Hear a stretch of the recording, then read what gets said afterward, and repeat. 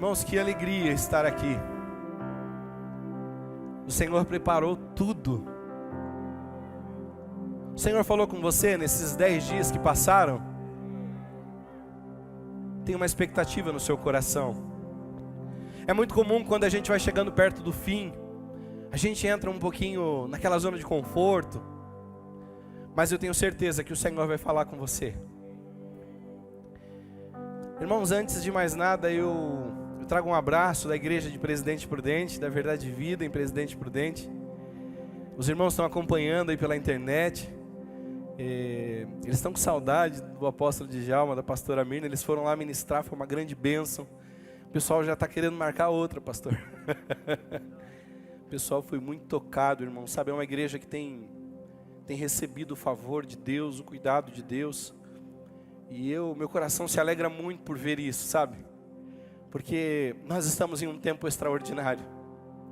E você precisa crer nisso. Nós estamos em um tempo extraordinário. Sabe, o Senhor tem feito tantos milagres. São tantos milagres. Sabe, a provisão dele tem sido tão assertiva. Eu poderia não pregar hoje, só contar o que o Senhor tem feito. De tantas coisas que o Senhor realizou. Mas sabe qual que é o problema disso, irmãos? Nós temos uma deficiência de nos acostumarmos com a unção. Então Deus começa a fazer coisas maravilhosas e coisas maravilhosas, mas daqui a pouco a gente está aqui naquele povo no Egito, que viu o mar se abrir, que viu coisas extraordinárias, e de repente, porque Moisés está demorando, vamos fazer um bezerro de ouro. Sabe, o meu desejo nessa noite é que você saia daqui com uma expectativa, de que você não entre nessa zona de conforto, que você não se acostume com essa unção, que você não se sacie aqui, que você saia desejando mais da presença dEle. Ele quer se revelar a você. Eu queria que você abrisse sua Bíblia comigo no Salmo de número 137.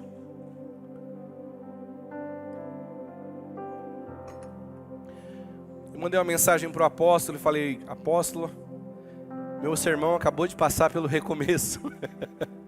O sermão dele de domingo foi muitas coisas que eu havia escrevido.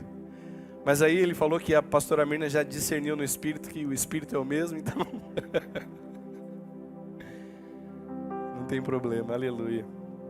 E eu cheguei até a pensar, falei, eu vou pegar aqui e vou falar para o pessoal soltar o culto de domingo. Irmãos, antes de eu ler essa passagem, eu queria justificar uma coisa. Alguns amigos, um tanto quanto maldosos, estão falando que eu engordei. Irmãos, eu vou explicar tecnicamente o que está acontecendo, tá, irmãos? Lá em Presidente Prudente, irmãos, a água é muito quente. E a gente descobriu que a água quente encolhe a roupa. Então é isso que está acontecendo, não sou eu que estou engordando, a minha roupa está encolhendo. Mas a minha esposa já descobriu isso e agora, né, amor, nós estamos lavando a roupa à noite. Bom, vamos ler a palavra de Deus. Coloca pra gente Salmo 137.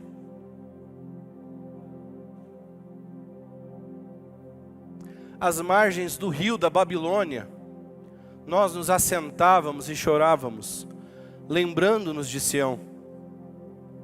Nos salgueiros que lá havia, pendurávamos as nossas harpas. Pois aqueles que nos levaram cativos nos pediam canções, e os nossos opressores que fôssemos alegres, dizendo: entoai-nos alguns dos cânticos de Sião. Como porém haveríamos de entoar o canto do Senhor em terra estranha? Se eu de ti me esquecer, ó Jerusalém, que se resseque a minha mão direita. Apegue-se-me a língua ao paladar, se não me lembrar de ti, se não preferir eu, Jerusalém, a minha maior alegria. Contra os filhos de Edom, lembra-te, Senhor, do dia de Jerusalém, pois diziam: arrasai, arrasai até os fundamentos. Filha da Babilônia, que hás de ser destruída, feliz aquele que te der o pago do mal que nos fizeste. Feliz aquele que pegar os teus filhos e esmagá-los contra a pedra. Somente até aqui. Sabe, parece um pouco pesado esse salmo, né? É um salmo de lamento, é um salmo que o povo de Israel escreve no período do exílio babilônico, aonde eles, além de serem escravizados, de serem escarnecidos, ainda tinham que lidar com alguns homens dizendo: toquem para nós as suas músicas, deixem-nos ver como é que é isso. E no coração deles, eles diziam: ai de mim, que saudade de Jerusalém, que saudade de Sião. Sabe, talvez você entrou aqui nessa noite, e no seu coração você está como os salmistas que escreveram esse salmo. Você está lamentando: ah, mas como eu posso viver um recomeço se não há perspectiva? Como eu posso viver um recomeço se tudo se acabou? Como eu posso ter um recomeço se estão escarnecendo a minha vida? Como é possível ter um recomeço se tudo que eu recebo é humilhação? Não é possível que a palavra da igreja esse ano é recomeço. Para mim isso é impossível. Para estes homens também parecia impossível. Mas enquanto o coração deles desejava estar diante do Senhor, enquanto o coração deles desejava a aliança, enquanto o coração deles desejava o lugar de adoração, alguma coisa mudou. O Senhor quer mudar alguma coisa aqui essa noite. Deseje o lugar de adoração. E olhando para o Salmo 137, eu comecei a pensar um pouco sobre todo esse exílio. E eu aprendi algumas coisas que eu acho que é importante nós recobrarmos hoje, irmãos. E a primeira dessas coisas que eu queria apontar com você hoje é que para eu e você vivermos um recomeço, nós precisamos confiar na soberania de Deus. Para eu e você vivermos um recomeço, nós precisamos confiar na soberania de Deus. Abre a sua Bíblia aí em Isaías capítulo 45. Sabe, muito antes do exílio, muito antes de Israel entrar nesse tempo de turbulência, Deus toma o profeta Isaías com muita autoridade. E Deus não simplesmente diz que vai acabar com algo no futuro. Deus dá nomes. Deus traz uma convicção, uma certeza, detalhes. Vamos ler isso juntos. Isaías capítulo 45, a partir do verso 1. Assim diz o Senhor ao seu ungido, a Ciro, a quem tomo pela mão direita para abater as nações ante a sua face, e para descingir os lombos dos reis, e para abrir diante dele as portas que não se fecharão. Eu irei adiante de ti, e endireitarei os caminhos tortuosos, quebrarei as portas de bronze, e despedaçarei as trancas de ferro. Só até aqui. Preste atenção. Quando você lê isso, talvez você não parou para perceber, mas isso aconteceu 200 anos antes de Israel sair da Babilônia. Deus estava dizendo: olha, eu vou levantar lá na frente um homem. Esse homem, ele tem um nome, não é qualquer homem. O nome dele será Ciro. E eu vou dar para ele autoridade, e ele vai libertar Israel. Talvez você olhe e fale: ah, tá bom, pastor, mas isso é profecia do passado. Deixa eu te dizer algo. Deus continua libertando e tratando e sarando o povo com quem Ele tem uma aliança. Sabe, a história conta que em 1947 um homem chamado Oswaldo Aranha, um brasileiro, era presidente da ONU. E de repente Deus começa a influenciar aquele homem, e ele devolve para Israel aquilo que era por direito de Israel. Deus continua preservando o seu povo, Deus continua guardando, e nós entramos nessa aliança. Eu e você fomos recebidos por Deus com um espírito de adoção, nós somos filhos, e isso está sobre mim, sobre você. Ele continua nos guardando. Sabe, eu me recordo, minha mãe conta isso muitas vezes. Ela estava com um bebê no ventre, que ela não sabia se era menino ou menina, e um dia um pastor chegou e falou: olha, esse menino que está aí no seu ventre é um pastor e eu vejo ele louvando ao Senhor com instrumentos.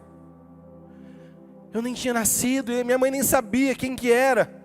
Se era um menino ou uma menina. Sabe, é Deus que continua dizendo: eu sou o Deus que tenho toda a soberania, eu sou o Deus que cuida de todos os detalhes, eu sou o Deus que vai lá na frente levantar um Ciro para libertar Israel, para libertar o povo que tem aliança comigo.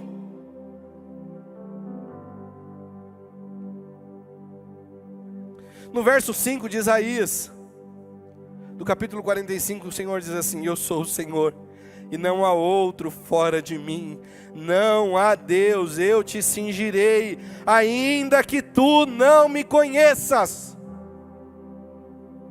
Deus tinha uma aliança com Ciro, e Ciro vem, um homem corajoso, um homem cheio de autoridade, um homem muito poderoso, e vence a Babilônia. Você conhece bem a história? Depois que ele vence a Babilônia, ele tem no seu coração um desejo. E você vai ver alguns homens da palavra de Deus, como Neemias, como Esdras, tantos outros homens, e eu queria falar de alguns deles hoje. Sabe, Ciro só queria entender a lei do Senhor. Diante de todo o seu governo, diante de toda a sua autoridade, o que ele buscava era conhecer a Deus. O Senhor quer levantar homens que vão fazer o papel de Ciro. O Senhor quer levantar mulheres que vão fazer o papel de Ciro, vão ser um instrumento de libertação. Mas sabe, isso não pode acontecer sem que você tenha sede da palavra de Deus. Então, a gente vê Ciro buscando isso. De repente vem o rei Dário. De repente vem outro rei, que vocês ouviram o pastor Djalma falar, Artaxerxes. E esse rei parece que recebe um legado.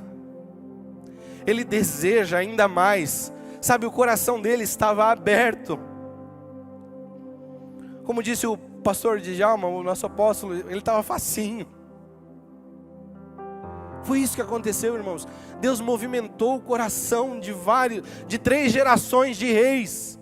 Os 3 reis, Ciro, Dário e Artaxerxes, serviram a Israel. Liberaram tudo que era necessário. E outra coisa que eu consigo aprender, quando eu começo a ver a ação de Esdras, é de que nesse processo, escute bem, você não será roubado. Você não será roubado. Ah, quantas coisas, pastor, eu tenho tentado esgotadamente, eu tenho tentado.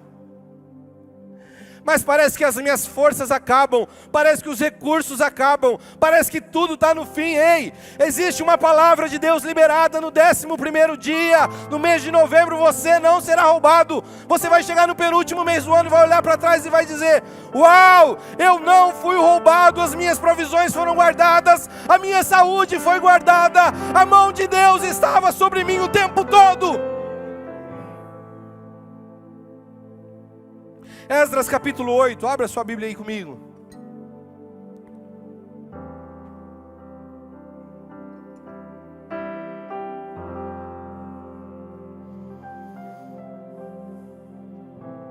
Diz assim Esdras 8, 21. Então apregoei ali um jejum junto ao rio Ahava, para nos humilharmos perante o nosso Deus, para lhe pedirmos jornada feliz para nós, para os nossos filhos e para tudo que era nosso. Porque tive vergonha de pedir ao rei exército e cavaleiros, para nos defenderem do inimigo no caminho, porquanto já lhe havíamos dito. Pode ir por 23. A boa mão do nosso Deus é sobre todos os que o buscam, para o bem deles, mas a sua força e a sua ira é contra todos os que o abandonam. Só até aí. Imagine você, o rei pega tudo que foi roubado, tudo que a Babilônia levou, dos utensílios do templo, todo o ouro, toda a riqueza, devolve para Israel. E fala para Esdras, leve isso. E ao contrário de Neemias, como o nosso apóstolo falou, ele teve coragem de pedir. Ele falou, poxa, me dá madeira, então me dá alguém que trabalha com isso. Ele foi pedindo. Mas Esdras não, ele tem vergonha de pedir. Ele mesmo cita isso, eu fiquei com vergonha de pedir. Ele estava com muitas riquezas, irmãos, muitas riquezas. E por todo o caminho, ele não é roubado. Ele levanta um jejum, ele levanta a oração. E em todo o processo da sua viagem, ele consegue chegar no templo sem ser roubado. Sabe, estávamos aqui em um período de oração, quando Deus deu uma visão para o pastor Paulo Canuto, sobre um olho, que ficava tentando impedir a igreja, um sentimento de inveja, um desejo de oposição ao crescimento, que impediu a igreja de avançar. Sabe, isso só confirma mais uma vez que de hoje em diante, nada vai impedir o avanço da igreja em nome de Jesus. Que de hoje em diante nós avançaremos, e que de hoje em diante nosso inimigo não vai mais nos roubar, nada mais será tocado em nós. É um tempo de liberação para a igreja, irmãos. Eu me recordo, eu estava em Presidente Prudente e eu fui numa segunda-feira, era mais ou menos 3 da tarde, eu fui orar na igreja, fui sozinho. Abri a igreja e comecei a orar e falar com Deus, apresentar a Deus a vida dos membros, dos líderes, apresentar aqui a nossa igreja, a nossa sede, o nosso governo. Fui apresentando. E eu comecei a derramar meu coração diante do Senhor, e eu andava sobre a igreja. E de repente eu parei, como eu vejo vocês, eu vi um demônio materializado no meio da igreja.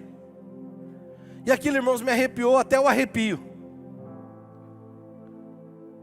Eu fiquei pensando, agora eu corro, o que eu faço agora? Porque eu nunca tinha visto isso a olhos nus, eu sempre tive visões espirituais, mas aquilo foi algo diferente. Mas aquele demônio estava prostrado. Ele era muito alto, muito forte, mas ele estava sem armas. Sua armadura estava destruída. Ele fazia um som muito horrível, um som horripilante. E o Senhor dizia para mim, esse é uma potestade. E tem colocado medo sobre a igreja. Essa potestade tem trazido um nervosismo excessivo para a igreja. E tem esfriado os cristãos. Mas eu estou tirando a autoridade dessa potestade. De repente, irmãos, o Senhor me levou a um lugar muito alto. E eu conseguia ver as entradas e saídas de Presidente Prudente.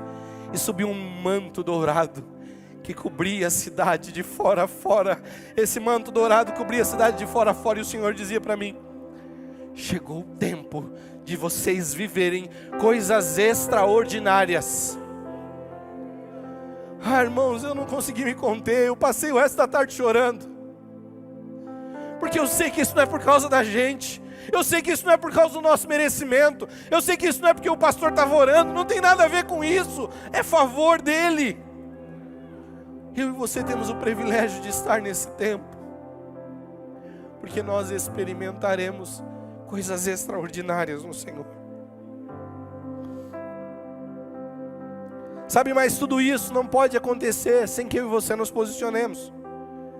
Então a terceira coisa que eu aprendo é: reconheça o que está te afastando de Deus e abandone o que te fez quebrar a aliança.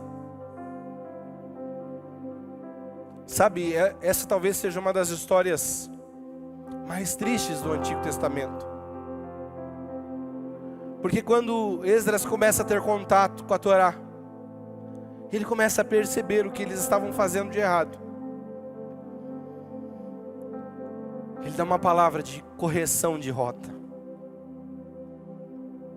Vamos lá em Esdras capítulo 9, a partir do verso 14.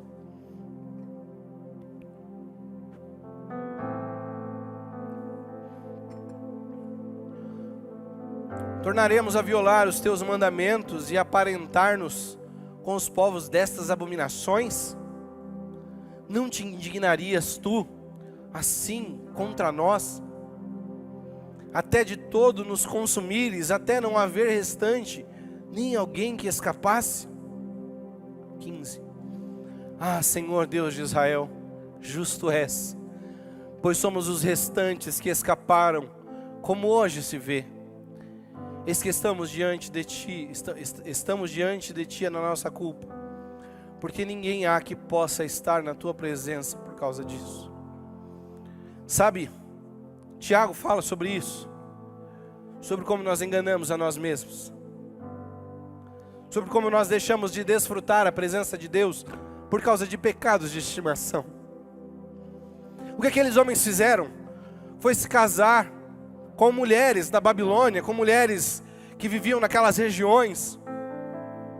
Sabe, eles tinham uma aliança com Deus. Deus havia dito para eles: não façam isso. Mas eles quebram essa aliança. E você pode ver no capítulo 10, depois com calma você pode ler. Há uma grande tristeza em Israel, porque eles decidiram no seu coração a retomar do lugar que eles saíram. Eles deixaram as suas esposas, deixaram os filhos que eles tiveram com aquelas mulheres e voltaram à aliança que eles tinham com o Senhor.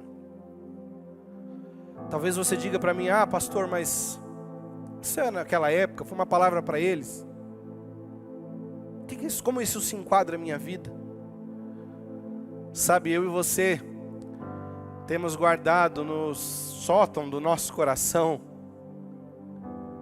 alguns sentimentos, algumas ações, alguns pecados secretos que nós vamos precisar abandonar. É impossível você viver um recomeço levando toda essa tralha junto com você. É impossível você viver um recomeço guardando esses pecadinhos, sabe? Dizendo: será que é um lugar para ele na mala? Será que a gente pode colocar aqui no ônibus do recomeço esse pecadinho, esse imundinho, como a gente chama carinhosamente? Manda o imundinho embora hoje, irmãos.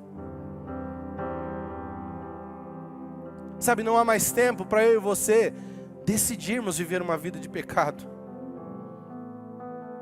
Não adianta você chegar no mês 11, no mês inclusive que é o mês do meu recomeço, que eu faço aniversário em novembro, 6 de novembro, irmão. Marca aí na sua agenda. Não dá para recomeçar e chegar lá no fim e dizer: pastor, mas olha, como foi essa palavra de Deus? Não aconteceu nada na minha vida. Por causa dos pecadinhos escondidos, por causa da falta de decisão, por causa da falta de posicionamento. Sabe, você pode ver por toda a história da igreja, homens como David Brainerd, que decidiu dar a sua vida a Jesus de tal forma, que mesmo quando ele estava vivendo uma tuberculose muito pesada, ele ainda subia em cavalos e viajava noites e noites para poder pregar aos índios. Sabe, a igreja ela foi feita de homens que se posicionavam contra o pecado. Se você ler o diário de David Brainerd, você vai ver que ele passa quase o tempo todo dizendo: eu tinha algo no meu coração que me afastava de Deus.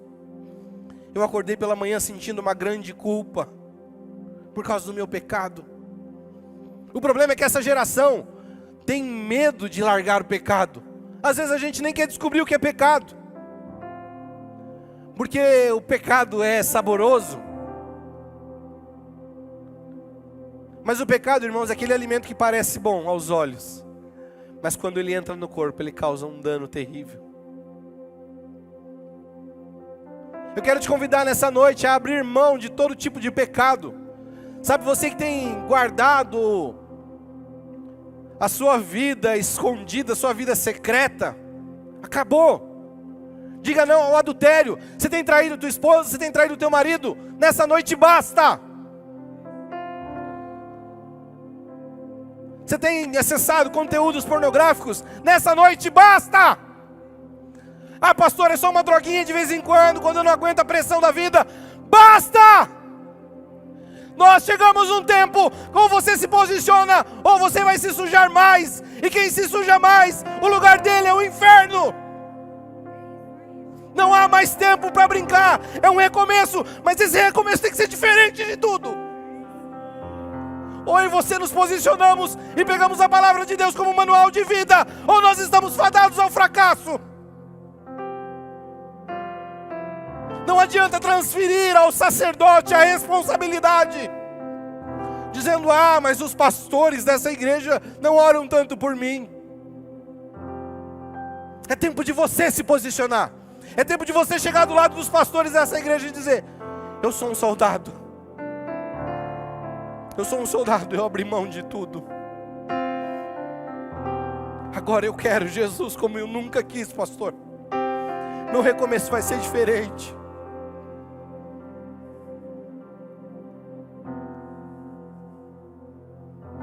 Abra mão, não importa quanto isso te custe. Ah, pastor, mas você não sabe, no meu trabalho estão pedindo para eu dar um jeitinho nos números.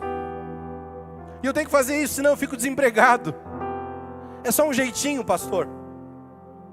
Ah, pastor, eu tenho que sair no happy hour lá e beber com a galera, encher a cara, porque senão eu fico fora de ambiente.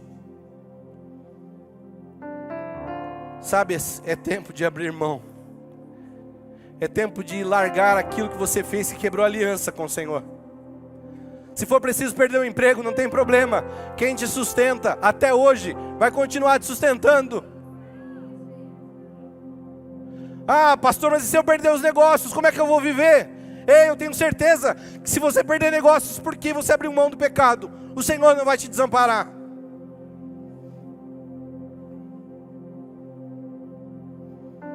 A quarta coisa que eu aprendo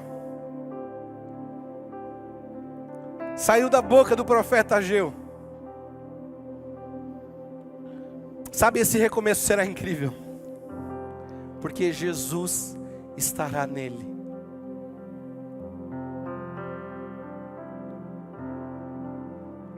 Eu vou dizer de novo. Esse recomeço será incrível, porque Jesus estará nele.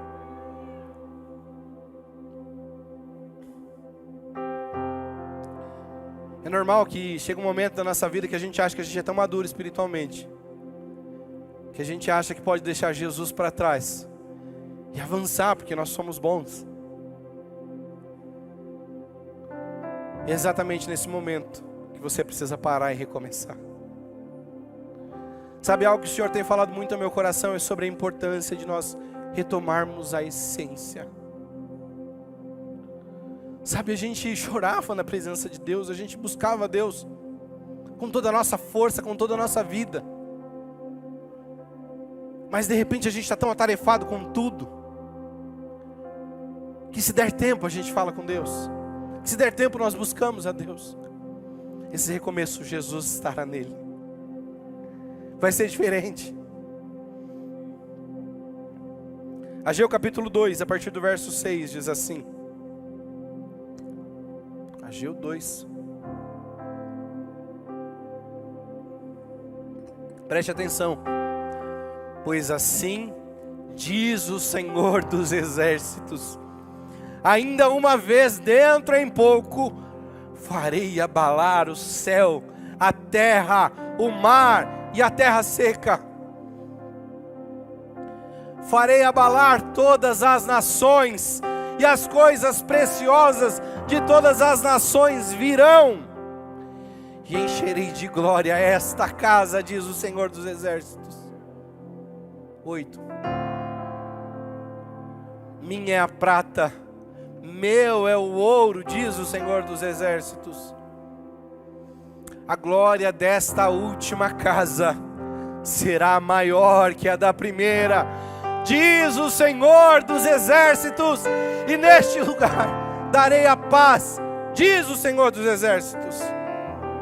Só até aqui. Sabe, as circunstâncias, elas tentam nos cegar. A palavra de Deus diz que os homens mais velhos, que tinham visto a glória do templo de Salomão, eles choravam amargamente, tristes, Porque o segundo templo não tinha a glória visível, a glória natural, nem de perto, comparado ao primeiro. Os jovens que não tinham visto celebravam, adoravam ao Senhor.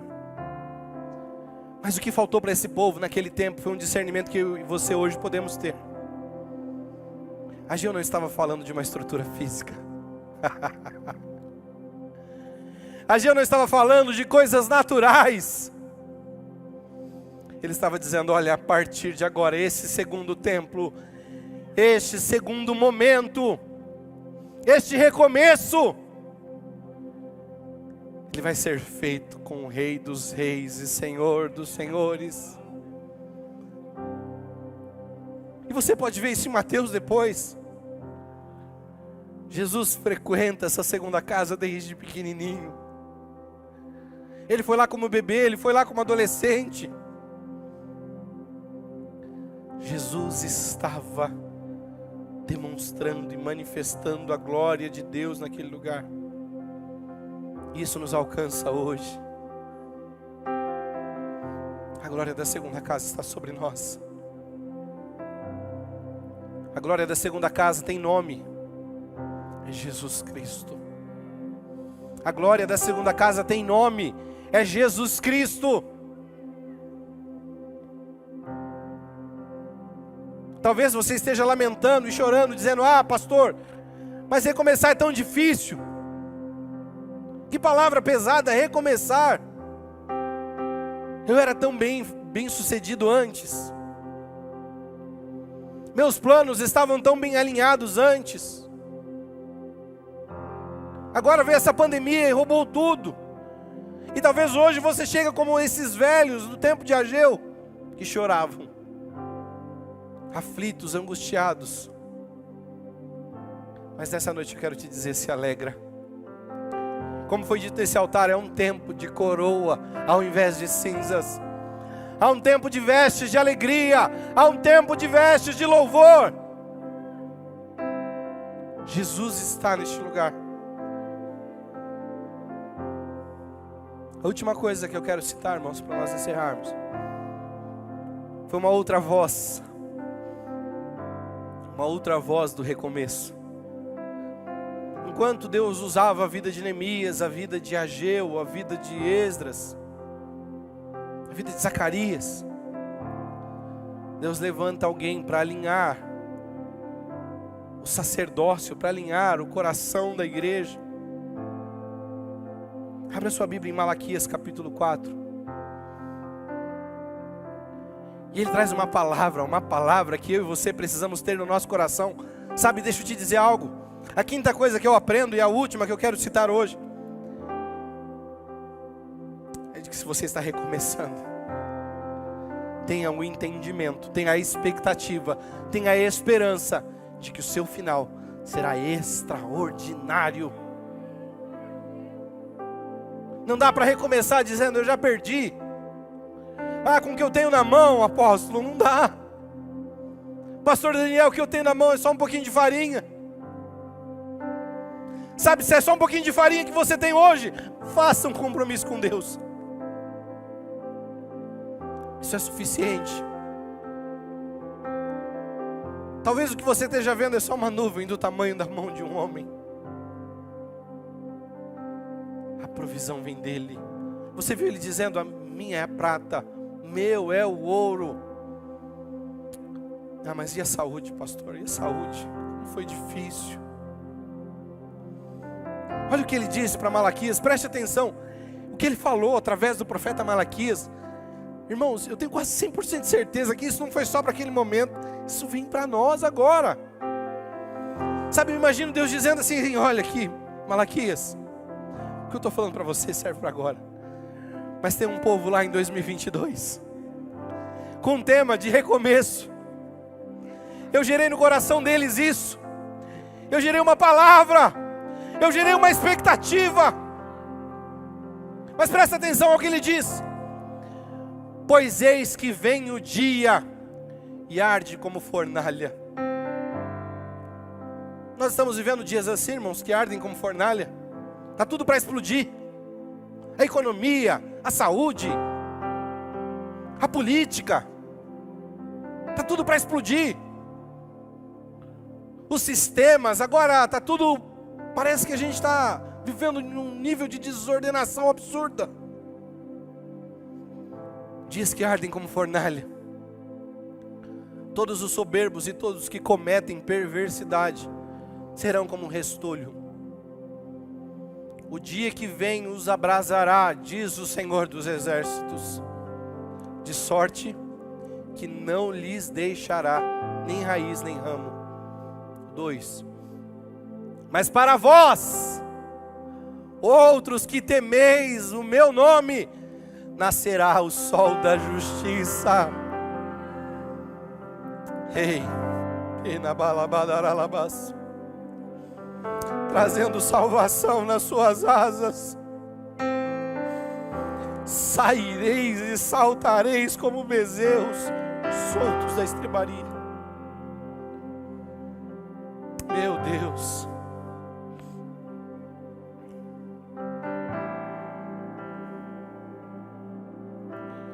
Na King James atualizada diz assim: que Ele trará cura nas asas dele. Ele trará cura nas asas dele.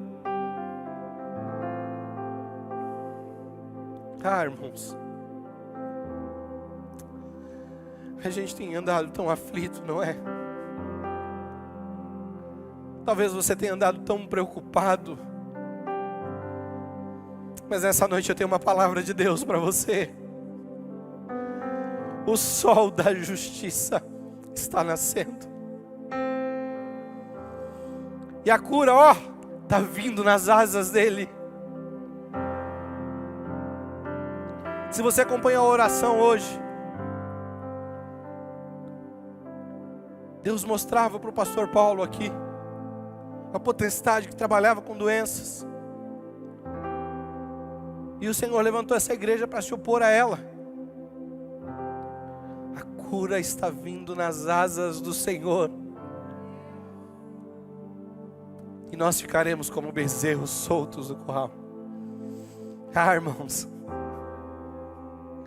Sabe o que Malaquias está dizendo? É que até agora, eu e você, não conseguimos avançar. Que até agora eu e você estávamos dentro de limitações. Então eu não fazia porque me faltava palavra. Eu não fazia, pastor Johnny, porque me faltava talento. Eu não fazia porque me faltava recursos. Mas agora, nós estamos como bezerros soltos. Não há mais limites para nós. Nós desfrutaremos do favor de Deus. Ora, badalabas. O espírito profético foi liberado sobre a igreja. Você terá visões e sonhos. O Senhor te direcionará. O Senhor vai usar as tuas mãos. O Senhor vai usar a tua vida.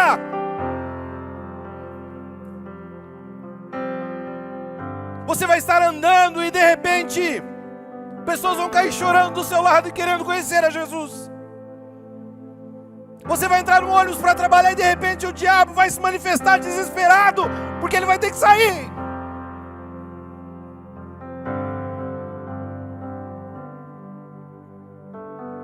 Você dará frutos. Sabe, bezerros soltos do curral frutificam. Você vai experimentar a provisão de Deus. Até hoje você ficou dependendo de um pouquinho de provisão que estão te entregando, mas agora o favor de Deus será liberado. Sabe, talvez você esteja com medo e dizendo: pastor, mas o que você está falando é loucura.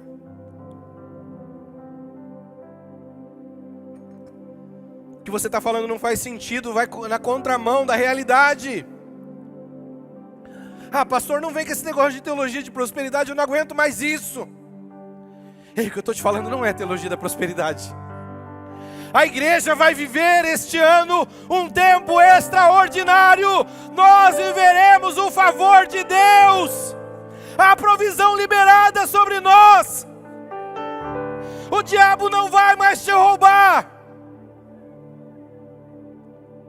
Você vai ter saúde para entrar nesse processo. E quando chegar no mês 11, você vai olhar para trás e vai dizer: Ebenezer, Ebenezer, Ebenezer, Ele me ajudou até aqui. Ah, irmãos, preste atenção. A cura nas asas dele vindo para nós.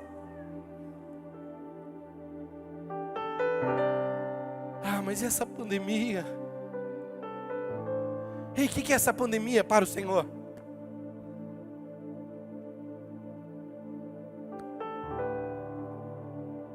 Sabe, eu quero orar com você.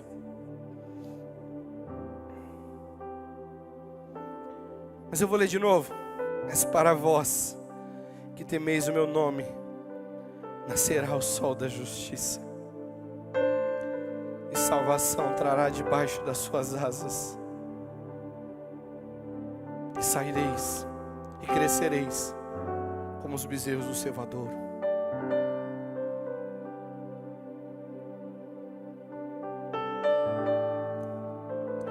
Feche os seus olhos. Jesus, a tua palavra é viva e eficaz. A tua palavra é tão poderosa. A tua palavra, Jesus, carrega uma autoridade que nós não conseguimos lidar, medir. A tua palavra é vida. Nós te pedimos nessa noite, Jesus, manifesta sobre nós o entendimento da tua soberania sobre nós. De que nada que está acontecendo nesta vida, nada do que está nos afligindo, nada do que está nos cercando, nos rodeando, fugiu do teu controle. O Senhor tem o controle de todas as coisas. A tua soberania está por toda a terra, por todo o universo. E por causa disso, nós podemos descansar, Senhor. Manifesta esse sentimento nessa noite sobre nós, de filhos que entendem e confiam na soberania plena do Pai.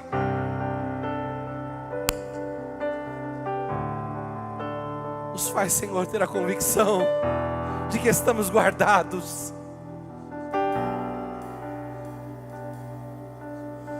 Ai, Espírito Santo, libera, Senhor, a tua palavra sobre nós. Que a tua igreja avance num tempo de restituição. O inimigo gerou em nós, Senhor, dor, lágrimas, perdas, medo, insegurança, instabilidade, mas ele caiu por terra hoje em nome de Jesus. Ele caiu por terra hoje em nome de Jesus. Ele caiu por terra em nome de Jesus. E nós não seremos mais roubados. Manifesta a tua majestade, Jesus, porque o Senhor está neste tempo. Esse é o teu tempo para a tua igreja. Esse é o teu tempo para a tua igreja, Jesus. E é por isso que nós celebramos. É por isso que nós celebramos.